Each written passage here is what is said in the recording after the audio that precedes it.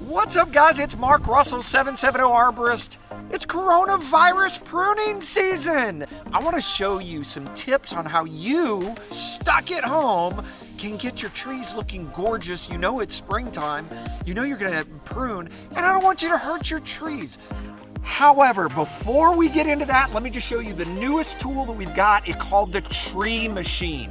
It is a 65-ton paw finger tree mech that reaches up into the top of the tree, grabs the piece, cuts it, brings it down to the street. Guys, right now, this machine can be delivered out to your house at super affordable rates. So if you've been thinking about something that's a little bit too big to prune yourself or remove, right now would be the time to call us, because we will give you a smoking deal. And now let's get to the DIY pruning tips. Here we go. Number one, if you're going to use pruners, let's use bypass pruners, folks. What that is, look at how it bypasses. Well, the blade comes past the anvil. You don't want pruners that come down on the anvil, okay? So the reason is it damages the bark. Secondly, this, it is a Corona 7395. You can get it on Amazon for like $23. This is what we use when they're sharp, and they stay sharp a long time. Cuts on the pull is absolutely awesome. Number one, don't be cutting super huge things above your head. You're gonna get hurt.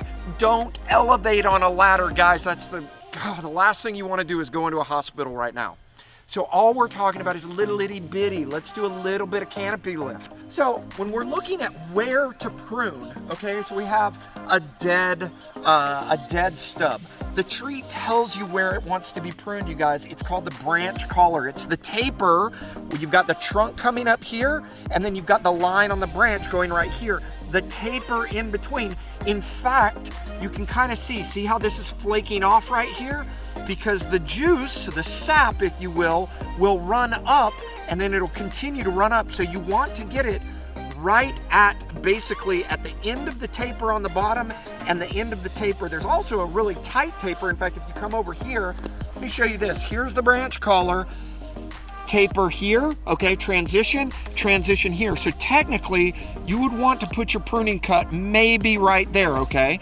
So let me just show you real quick. We'll do, and this is one that's already been cut. You would come in here just a little bit. And PPE, police, give me a break. I'm at my house. My crew's not around.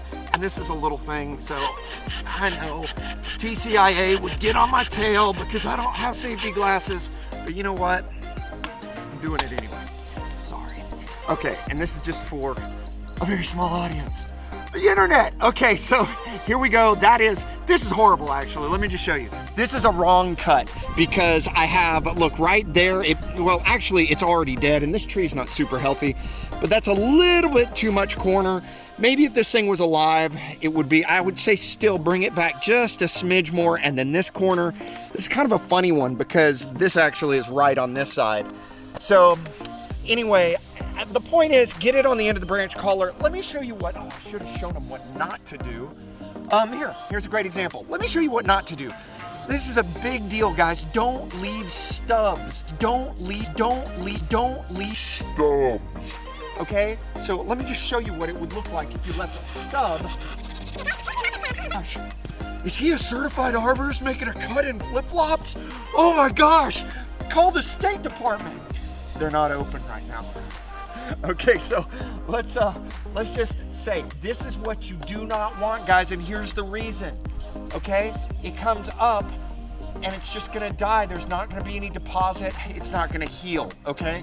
So it to come right in here, okay? This would be roughly a proper pruning cut, okay?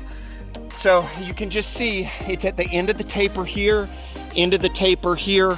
You definitely don't want to leave a stub. Let me show you this. Let's do a canopy lift real quick, okay?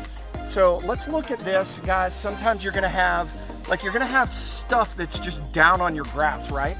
So what you don't do is you never, ever, ever cut one. I don't even think I can do this. You never cut a stub like that, okay? That's horrible. This is not the way you make a cut. You have to bring it back to get close to the union, right? If I was gonna do a canopy lift, I would have done this one right here. And actually, come on in here, let's get a close up. Okay, so what you wanna do is you kinda wanna follow the line. Like, you definitely wouldn't wanna go here, because that's a stub. You wanna get it a little bit closer. And in this case, I would go just right there. So then you're like, oh, this has been pruned. So then you have to make a mitigation cut. So you're like, okay, well, where am I gonna cut back? I could cut back to here. So then in that case, we would come in and we would, now I wanna show you guys this. If you're doing like a crown reduction where you're bringing it back, come check this out, you guys. Look, this one's going out this way. This one's coming up. You wanna take the dropper off. So what you're gonna do is you're gonna follow the outside edge of this line down into this branch. So basically, you're gonna do that as an angle. Are you showing that angle?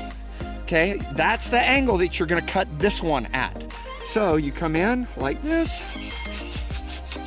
make a cut, and that's roughly how you want it to end up at the end. Quick side note, I'm editing, and normally I would not take two and leave one. I wouldn't take two at the same spot. It's okay to take one, but to take two at the same spot is too much healing for a tree to do in one little area with the 50% remaining.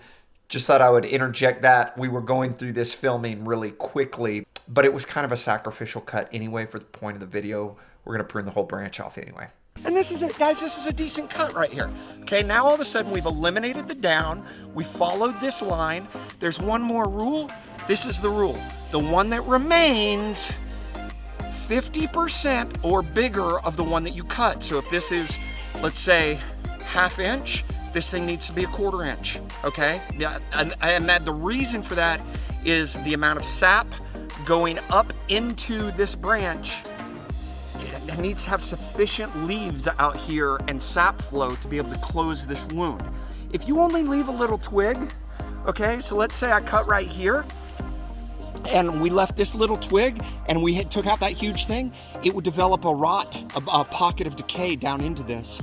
And that wouldn't be 50%, it wouldn't be sufficient. So guys, that is your tree tips for a little bit of DIY. Otherwise, if you want to take down trees right now with the tree machine, guys, it is a super big discount because we want to stay busy. You guys take it easy. Feel free to give us a call or shoot some pictures. I'd be more than happy to answer any questions you have about your trees. You guys take care.